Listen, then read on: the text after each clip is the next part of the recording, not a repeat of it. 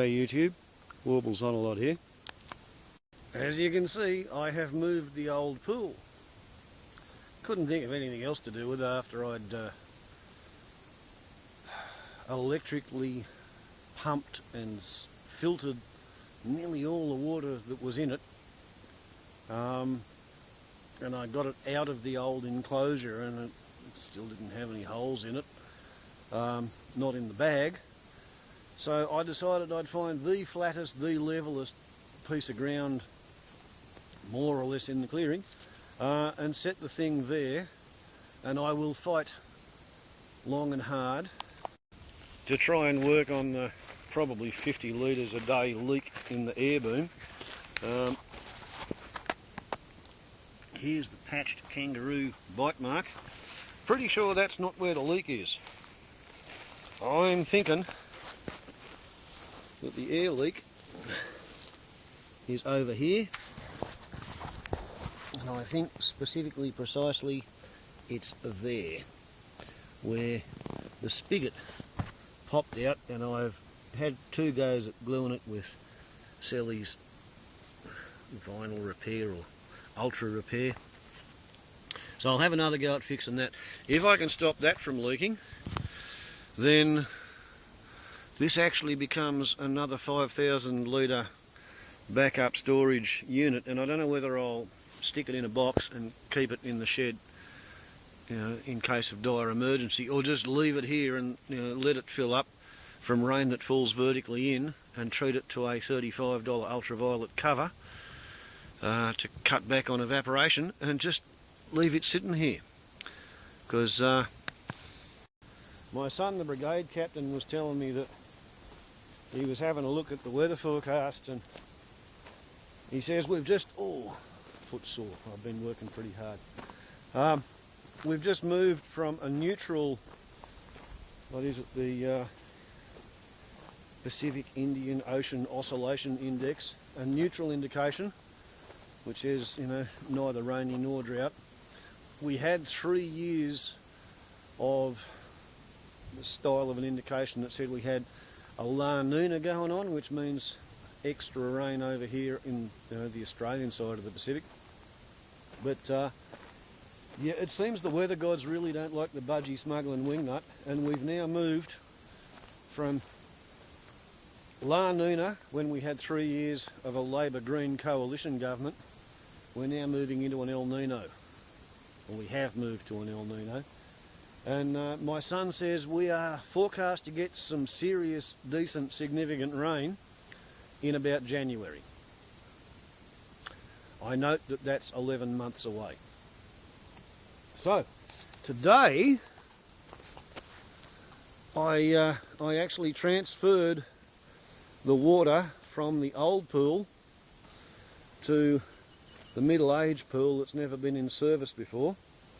And yeah, as we can see, it's pretty good in terms of the flatness. It certainly pays to spend a week or 2 weeks swinging a mattock for a couple of hours a day, because this is the bottom that was under the old pool, and quite honestly, I'm almost pretty bloody ashamed. Those holes that you can see in the middle there, that's where I've pulled out the fairly obvious rocks that I was able to pull out just using my hands on them. So 10 years ago I really should have done a better job. It's all I can say. It's a bit of an interesting effect. What I did was swung a pick for a little bit, and then I put the pool up, but I trucked a couple of trailers full of sawdust up from an old sawmill, and I put that on there, and what's happened is the sawdust has obviously decomposed, and that's how come over there on the low side of the pool was the low side of the pool about 3 inches below the high side of the pool over there. Because there's a slightest chance that we're going to actually get some proper rainings tonight, I have taken the gravity feed and extended it so that it's propped up on a tripod. Therefore, thus, and because if there is any runoff from the Cascade tank off the roof, then every millimetre that falls on the roof tonight, if that stormy sky up there proves to be obedient to the rain dances that I've been thumping out, okay, I've now got it set up so that any rain on the roof, each millimetre is going to result in 38 litres of runoff into the pool, and each millimetre of runoff results in 10 litres falling vertically out of the sky straight down directly onto the ultraviolet cover.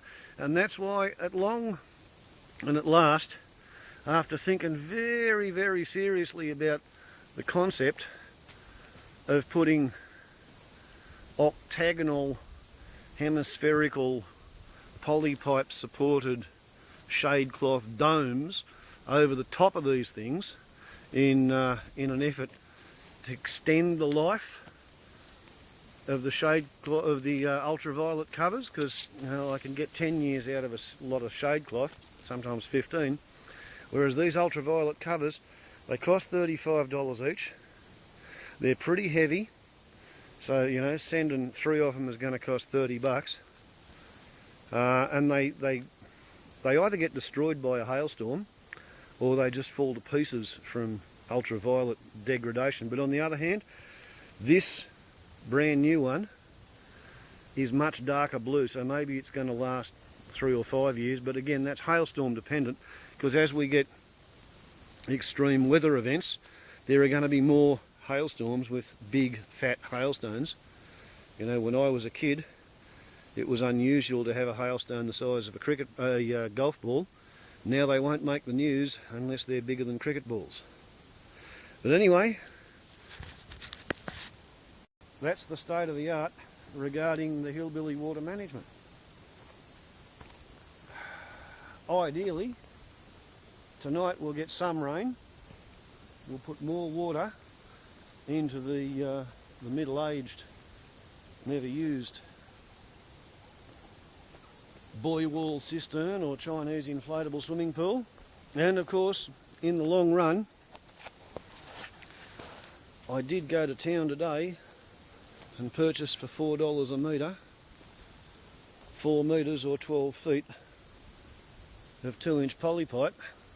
So in the long term, there should only be one join in the extension, which should reach right across to the downhill pool when the new pool goes into the meticulously re-levelled pad where the old pool used to be.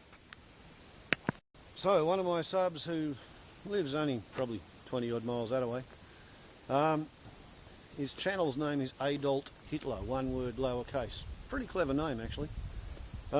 He's told me that a Duraplast Lowrider 5,000 litre water tank, which you could fit one of them each on those 2 spots, they're $1,295. Alright?